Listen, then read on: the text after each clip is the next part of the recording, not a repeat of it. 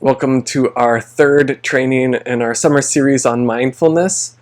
If you remember the previous two, we really just looked at what is mindfulness, paying attention in the present moment on purpose and without judgment, and focused on just calming our minds through counting our breaths or labeling them.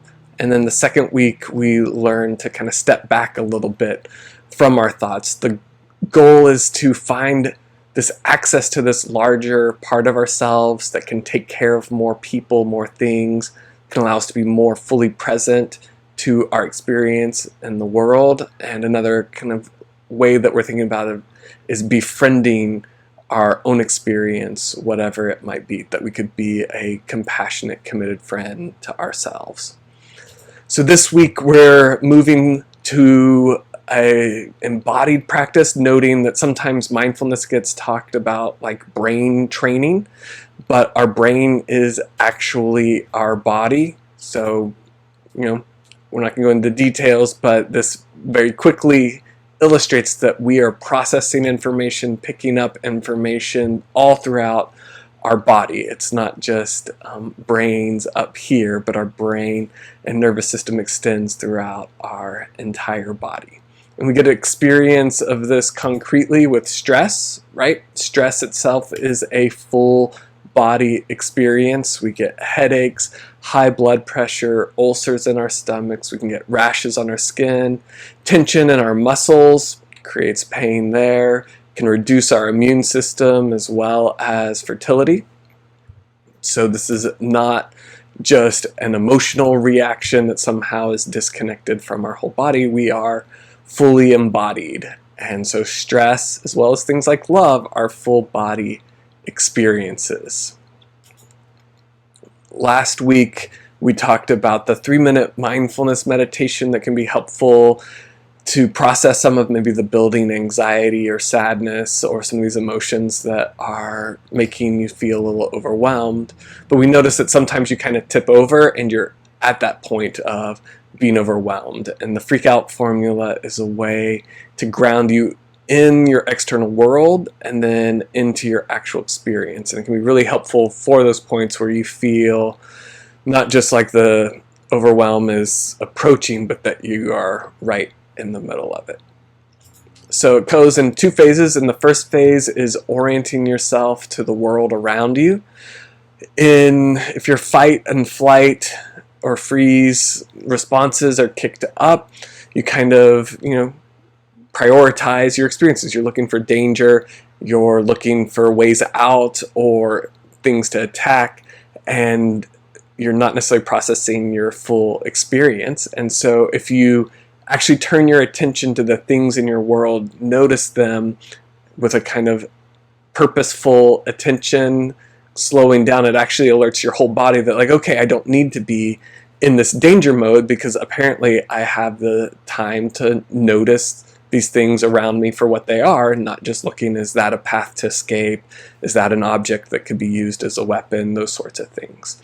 And so you just are looking at your sensory experiences, looking, okay, can I name in my head or silently, quietly to myself, can I name 3 things that I see? Just looking around, okay, there's a cup. What else do I notice? Wait, there's the lamp. So you do that 3 things that you see, and then you switch from your vision to your hearing, labeling 3 things that you hear, 3 sounds that you might hear. Okay, hear the fan, hear the car, and then you switch over to 3 things that you can touch and feel, 3 things you can, put in your hand. And you, again, naming those objects. You do this slowly a few times, and it helps start to kind of ground you back in the world around you. And once you kind of start feeling that settling, you can move to phase 2, where you experience these things without naming it. So you switch from your attention to the external world to an attention to your experience of the world. So you're not naming it, but you're allowing yourself that kind of full, slow, visual experience, noticing, the cup and the different, light on it, different ways, shadows, the way the water looks, those sorts of things. You do that with 3 objects Similarly, 3 sounds, you're not focused on, oh, that's a car, but okay, softer, louder, softer again. And so just paying attention to your experience in the moment, and then you move over to textures. Okay, is this smooth? Is it rough? Grainy? What is the feeling of this? Is it cold? So noticing the sensations physically. And again, you do that a few times. You can go back to the first phase, you can kind of play around, but orienting to the world outside of you and then to your experience of the world can help you get grounded back in your body at a point where you're feeling overwhelmed, and then give you that wider, more spacious sense of yourself to engage whatever it was that was making things difficult for you in that moment.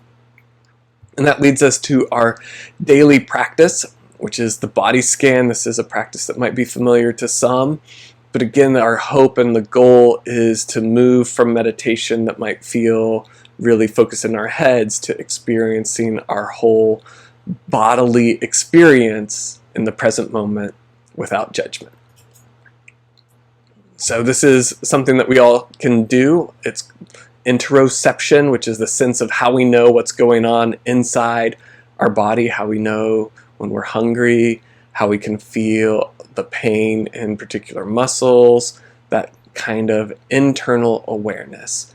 And we'll practice not just being mindful of it, kind of watching what's going on in our bodies from our brain, but again, following the nervous system down so that we can be aware of our body from within the body, right at the spot. So we can feel, not just being aware kind of from our heads of our hands, but being aware of what our hands feel like from our hands, being right in that present experience. And so it works from your feet all the way up to your head, bringing that kind, gentle presence, that experience in the moment of your body, of all the rich sensations that are going on, and helping us ground down and root our experience, our meditations, our mindfulness practices as the embodied creatures that we are. Just to give a few notes or tips, you can do this sitting or lying down. If you are lying down, make sure you're awake first. Don't do it, your alarm goes off and then say, I'm going to do it right now. And I find it's helpful if you put like a pillow or something under your knees to have your knees elevated a little bit. You can also put a small pillow under your head. It helps you kind of have a good posture while you're laying down on your back. And then I'm going to record a 10-minute guided video, and you can start with that. There are other ones. If you want to try longer ones, you can Google body scan on YouTube and then find even more. And I want you to start obviously with the guidance, but make an effort to maybe try once during the week to go without the guidance, to see if you can sustain that kind of local attention and awareness on your own. And then as you're doing this, just a reminder that we're not judging our experience. We're not saying, oh, tension, bad, I need to go in and fix that. Relax, relax. But you're just noticing with kind of open, gentle kindness. So you're not trying to fix it, but just becoming present in your body. And then there's a way to do this on the spot in tense moments. Your hands and your feet have, strong bundles of nerves, which mean there's a lot of rich sensations there. And if you're feeling disconnected, disembodied at the moment, or stressed, you can do this even in conversations. You're feeling, defensive in a conversation. You can put your attention in your hands or your feet. Notice the experience that's going on there. You can do this even while listening to someone. And this helps you stay grounded or connected in your body. So it's a way to use the practice that you're doing, your body scan, that you can bring out into your daily experience so that you can be fully present, grounded in your body, and able to take care of more people and more things, as a Zen teacher, Charlotte Joko Beck, would say. That is our lesson for this week, and I encourage you to take a time, 10 minutes a day, to work on the body scan, being present in your body with the rich experience that's in there and noticing whatever is happening without judgment. Thank you.